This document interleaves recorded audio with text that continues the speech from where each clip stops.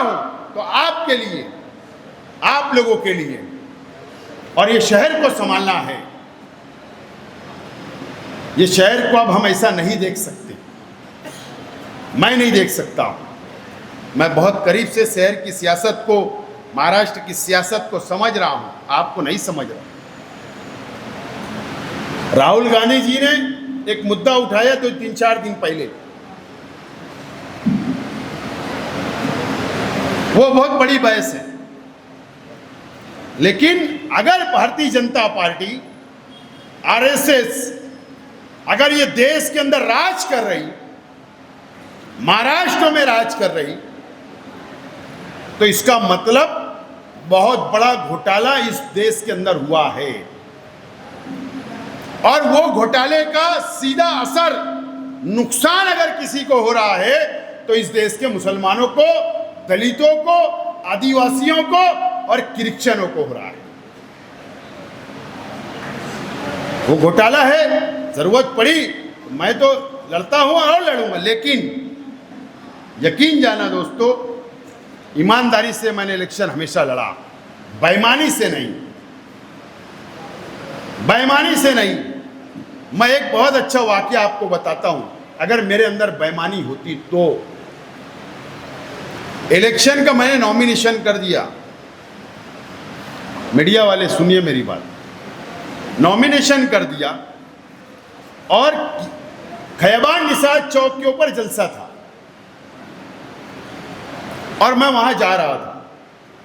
मुझे एक फोन आया, बोले आपसे अर्जेंट मिलना है। 2 लोग थे गाड़ी में, फॉर्च्यूनर गाड़ी थी। अब वो नासिक का एक बंदा उसमें था, मैं उसको जानता हूं, नाम से पहचानता हूं। तो मैं बोले चलो ठीक है, कभी ताल्लुक सलाम दुआ रहा मेरा। मैंने कहा यार मैं किला जा रहा हूं, आप ना सना ट्रैवल्स के पास आप लोग गाड़ी लेके रुकिए, मैं आता हूं, रास्ते में 5 मिनट बात कर लूंगा। मैं रिक्शा लगाया, गाड़ी में बैठा, बोले ड्राइवर को बंदो उतार दिया। एक मस्त जरा टाई वे कोट कूट पैंट ऐसा स्मार्ट बनने की कोशिश कर रहा था और एक आदमी था नासिक का, गाड़ी में बैठे, बोले भाई आपके लिए एक बहुत अच्छा काम लाए हम। मतलब क्या? बोले 6 CR आप हमको दे दो, हम आपको इलेक्शन जिता देंगे, पेटी मैनेज कर देंगे, मशीन मैनेज कर देंगे, हर तीसरा वोट आपको गिरेगा। मैंने कहा कि यार मैं ये इलेक्शन नहीं लड़ता हूं ऐसा, और मुझे ऐसा भरोसा नहीं है, मुझे भरोसा नहीं है, मैं इलेक्शन नहीं लड़ता हूं। बोले आप सुनिए तो 3 पर आ गए कि 3 CR दे देना, अभी तुम 2 दे दो, एक बाद में देना। मैंने कहा नहीं, तुम डेमो बताओ, चलो मेरी शर्त है, डेमो बताओ, मशीन लाओ, मशीन का डेमो बताओ कि अगर बीजेपी का बटन दब रहा तो मुझे वोट गिरेगा ये बताओ, या मेरा बटन दब रहा बीजेपी को वोट मिलेगा ये बताओ, डेमो तो बताओ। बोले नहीं डेमो की अभी टाइम नहीं है। बोले ये आदमी को आप पहचानते नहीं। मतलब फिर बोले हरियाणा के अंदर किसानों का आंदोलन हुआ, वहां कांग्रेस की सरकार आ रही थी, ये शख्स है पूरी पेटी को मैनेज किया और इसने हरियाणा के अंदर बीजेपी की सरकार लेके आई, ये वो आदमी है। मैंने नहीं कहा, मतलब मैं ऐसा इलेक्शन नहीं लड़ूंगा, मैं पब्लिक में जाऊंगा, पब्लिक पर भरोसा है, मैं इलेक्शन लड़ूंगा पब्लिक में। बाद में पता चला कि समाजवादी के पास भी गए थे, वहां पर जितनी बड़ी पार्टी है उतने बड़ा अमाउंट की बात होती, तो वहां पर गए तो बोले आप 85 लाख दे देना, आपको जिता देंगे वही लोग। तो उन लोगों को भी विश्वास नहीं आया, रे बोले सब जाओ भैया, ये सब नहीं चलता, हमने भी बहुत राजकारण देखा, सियासत देखी। तो मेरे भाई के पास चले गए, जो सुना बोल रहा हूं मैं। अब मेरे से नहीं फंस पाए, मैं नहीं फंस पाया, समाजवादी नहीं फंस पाई, लेकिन तीसरा आदमी फंस गया उसपे।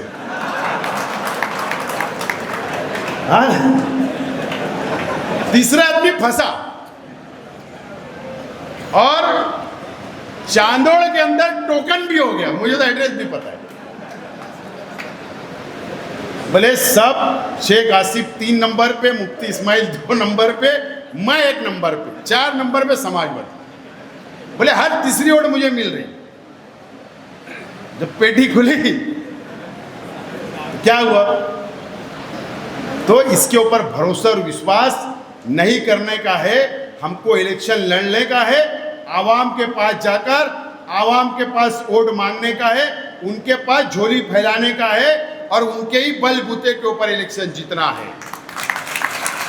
ये सब फालतू बातें छोड़ दो, ज़हन से निकाल लो, इससे कुछ होता नहीं। अगर ऐसा रहता तो मेरा ऐसा मानना है कि 1,62,000 वोट तुमको नहीं मिलते। ये बात को समझो। बहरहाल ये बहुत बड़ी जिम्मेदारी आज आप लोगों के खांधे के ऊपर हमने दी है, बहुत बड़ी जिम्मेदारी आप निभाओ।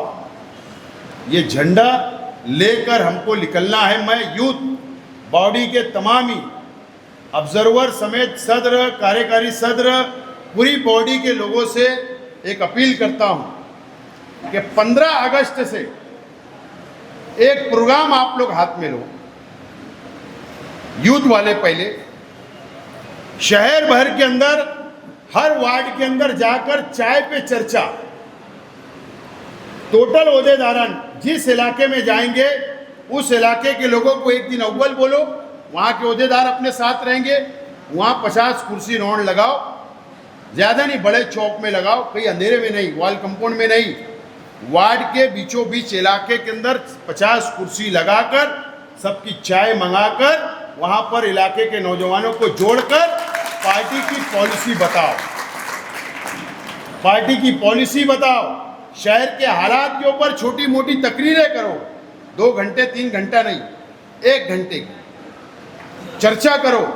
शहर के अंदर क्या मसाइल है, शहर में इस्लाम पार्टी क्यों ज़रूरी है, हम किन लोगों के खिलाफ लड़ रहे, हम क्यों चाहते कारपोरेशन का इक़्तिदार, हम कैसे ताकतवर है जो बीजेपी और फिरका परस्तों से लड़ सकते हैं, इसके मुद्दे हम बनाकर आपको देंगे। आप लोग कम से कम 100 मीटिंगें का टारगेट लो, एक दिन में 2 मीटिंगें, 50 दिन का टारगेट लेकर पूरे शहर को छान लो, एक एक गली एक एक मोहल्ले में पहुंच जाओ झंडा लेकर, और झंडा तुम्हारे हाथ में रहना चाहिए। 50 कुर्सी बाकी नौजवान खड़े रहेंगे, वहाँ पर कुछ नौजवान चाय पे चर्चा और हमारी पार्टी की पॉलिसी और हमारी पार्टी की क्या हम ताकतवर लीडरान की तारीफ, उनके काम के तरीके सब बताओ और एक मिशन लेकर शहर में निकलो। इंशाअल्लाह आप नौजवानों ने अगर ये जिम्मेदारी उठा ली, ये प्रोग्राम को अगर आपने कामयाब कर दिया तो यकीन जानना सामने वाले बाल नोचेंगे, बाल। नदी के उस पार वाले भी और नदी के इस पार वाले भी बाल नोचेंगे। 15 अगस्त ये शहर को फिरका परस्तों से आज़ादी दिलाने के लिए ये आंदोलन तुमको शुरू करना है, शहर में झंडा लेकर निकलना है। ये बात का आज मैं आपको हुक्म देता हूँ कि ये जिम्मेदारी 15 अगस्त से आपको शुरू करना है। जुमा का दिन है, कल बैठकर शेड्यूल तैयार करो और सब लोगों को साथ लेकर एक एक गली एक एक मोहल्ले के अंदर निकल जाओ। और जो लोगों को यहाँ अभी लेटर रह गए उनको कल पार्टी ऑफिस पे बुलाकर लेटर दो, उनके साथ फोटो निकाल कर उनको भी आगे काम लगाओ। और उसके बाद माइनॉरिटी सेल, उसके बाद फादर बॉडी, हम अलग अलग प्रोग्राम सबको देंगे। महिला बॉडी है, इस पे काम करेंगे। एक मिनट से मुझे आखिरी में ये बोलना है, सोशल मीडिया के लिए सुन लो और ख़ास तौर से पुलिस डिपार्टमेंट को, यार मैं देख रहा हूँ कि शहर के अंदर पुलिस स्टेशन से हमारे सोशल मीडिया चलाने वालों को फ़ोन आ रहा है। ठीक है, अगर कई छोटी मोटी गलतियाँ सियासत में होती है, यार ये तो जमहूरी मुल्क है ना, नरेंद्र मोदी के खिलाफ वीडियो बन जाती, मजाक बन जाता, पंद्रह प्रधान का, मंत्री लोग का मजाक बन जाता, सोशल मीडिया पर अपोजिशन बनाता है ना, ये जमहूरी मुल्क है, जहां सत्ता वालों को हक है वहां अपोजिशन को भी हक है। अगर तुम्हारी नाकामी हमारे सोशल मीडिया वाले अगर उजागर कर रहे शहर की आवाम को, तो ठीक है। अगर हमारे लोग किसी के जातियात पे लिखते तो मैं अपील करता हूं कि ऐसा हमको कदम नहीं, किसी की जातियात पे नहीं लिखना है। लेकिन या तो पुलिस डिपार्टमेंट हमको परमिशन दे दे, हम सियासत छोड़ देते। न तो एक आदमी सियासत के लिए सियासी भेष में आता है और जब उसके खिलाफ बोलो तो मजहबी भेष में आ जाता है। मजहबी भेष में आकर वो ना रोकड़ी करता और पुलिस फोन कर देती है हमारे कार्यकर्ताओं को। तो ऐसा नहीं होना चाहिए ना। पुलिस डिपार्टमेंट से अपील है, ऐसा नहीं होना चाहिए।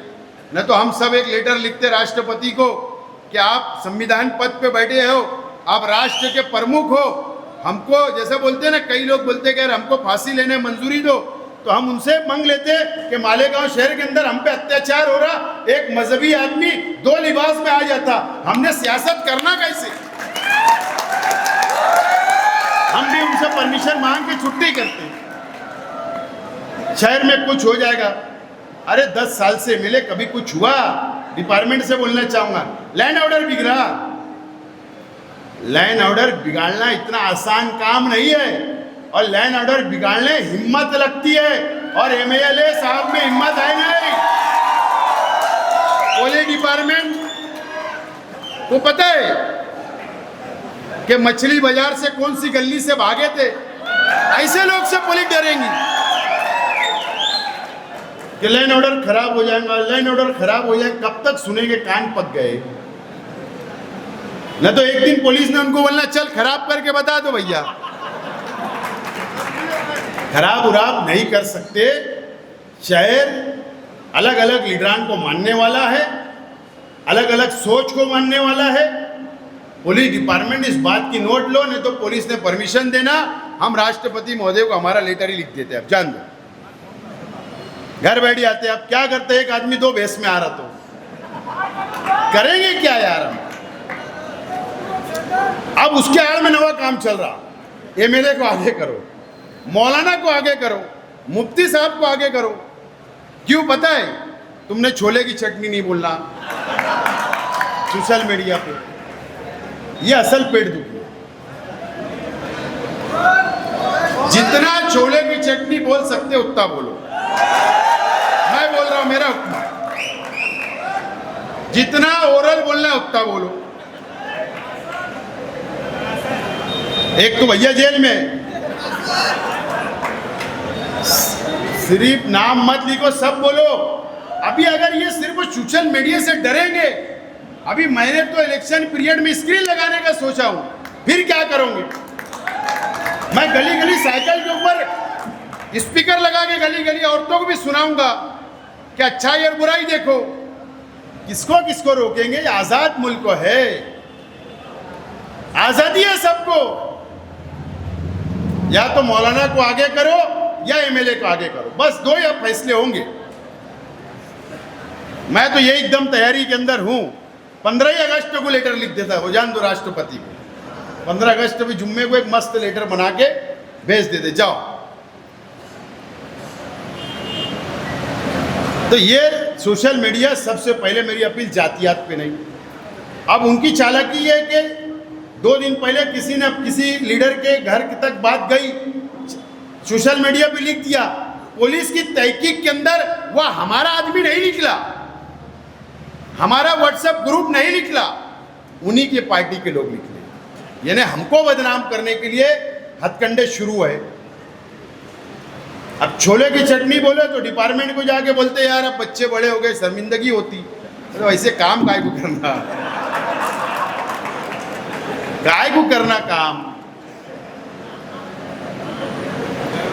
जाहिर से काय को ऐसे धंधे करना। छोले की चटनी और क्या बोले, काटूंगा तो क्या निशान, क्या बोलते रहे, लव बाइट, क्या क्या है, काय को धंधे करना।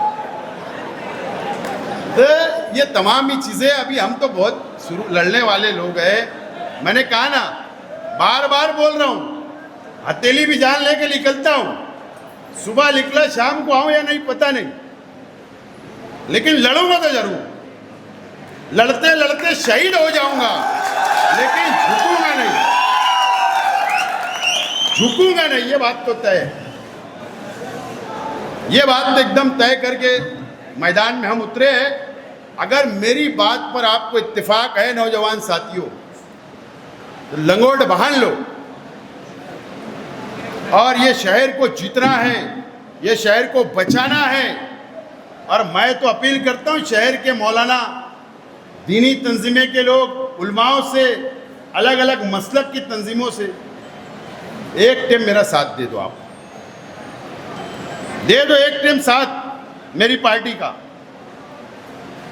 5 साल का हिसाब लेना मुझसे, तुम्हारी हिम्मत, माफ करना इसलिए नहीं बोल रहा हूँ, मैं कोई ऐसा चैलेंज नहीं कर रहा हूँ आपको। आप कभी जाकर सवाल भी नहीं कर सकते एमएलए से कि बताइए क्या काम आपने किया, कभी नहीं करेंगे।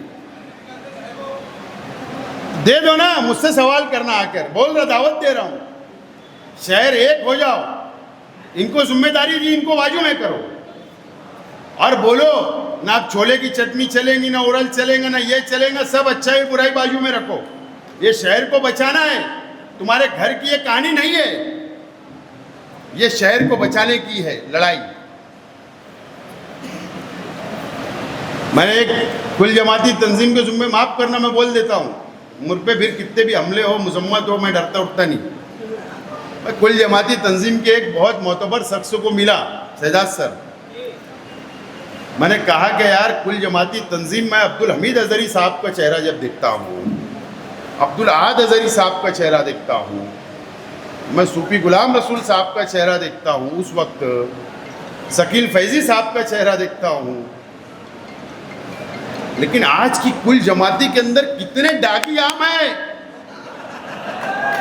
आप हम पे लाद रहे हो कुल जमाती डाकी आम, हमने बर्दाश्त करना। कुल जमाती तंजीम अच्छा है, मकसद अच्छा है, काम करना चाहिए, हम साथ हैं ना,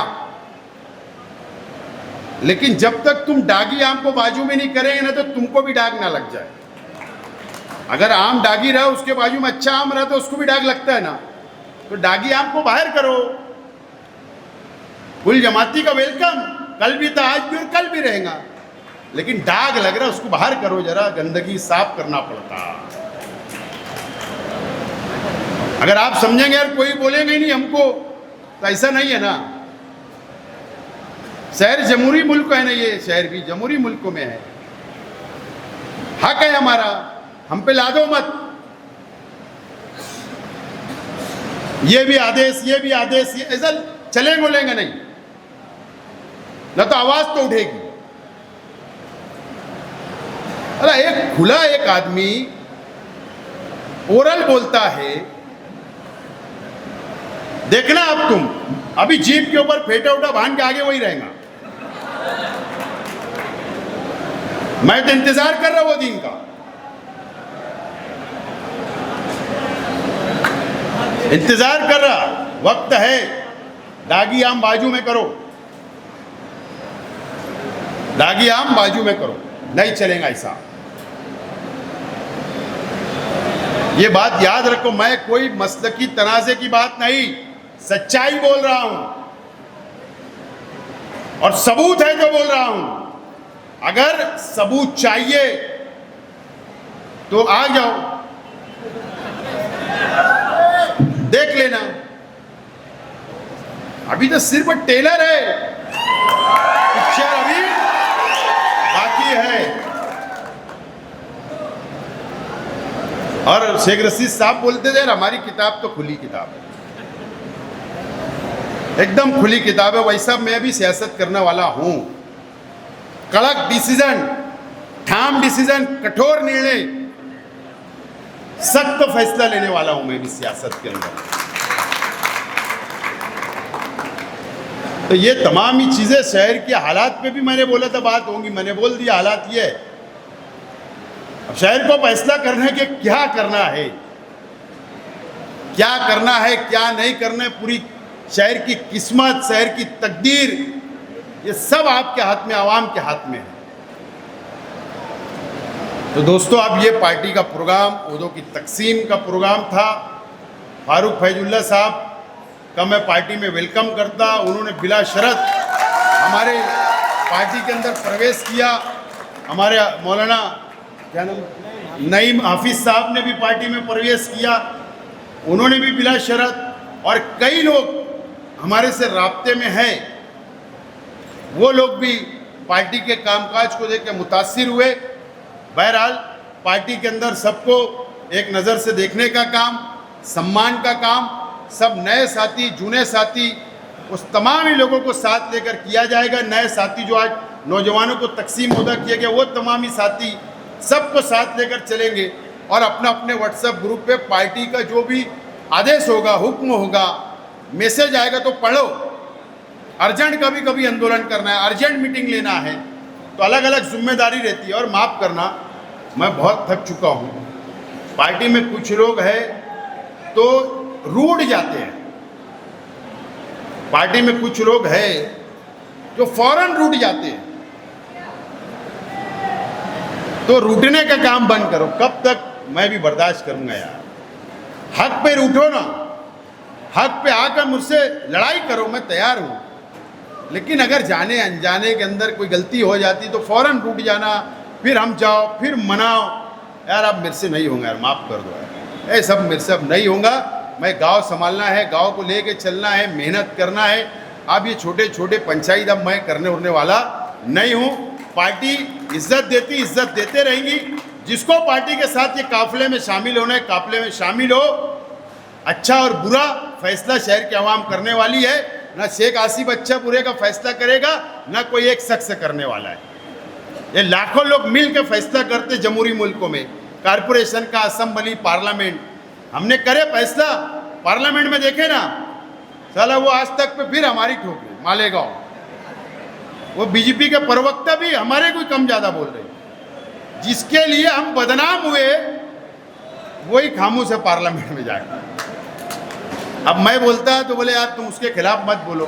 अबे वोट दिए ना, बदनाम हुए ना, SIT लगी, जमीन का घोटाला निकला, हमारे पे इल्जाम लगाए, लैंड जिहाद, लव जिहाद, क्या क्या बर्दाश्त करेंगे?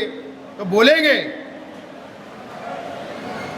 और नहीं तो अभी हम तो पार्लियामेंट में साथ में थे, तो ठीक है, तुमको 2 लाख वोट मिली ना, तो 84 सीट लड़ा लो, भागना मत छोड़ के। ये शहर बता देगा किसके वजह से वोट मिली। जोम में रहना नहीं। इलेक्शन से पहले मेरे को बोलते थे 30,000 शेख आसिफ असेंबली में डिपॉजिट जमा। बोले पार्टी की वोट 30,000 है, कांग्रेस पार्टी की, शेख आसिफ को नहीं मिलेगी। क्या हुआ भाई? पार्टी की वोट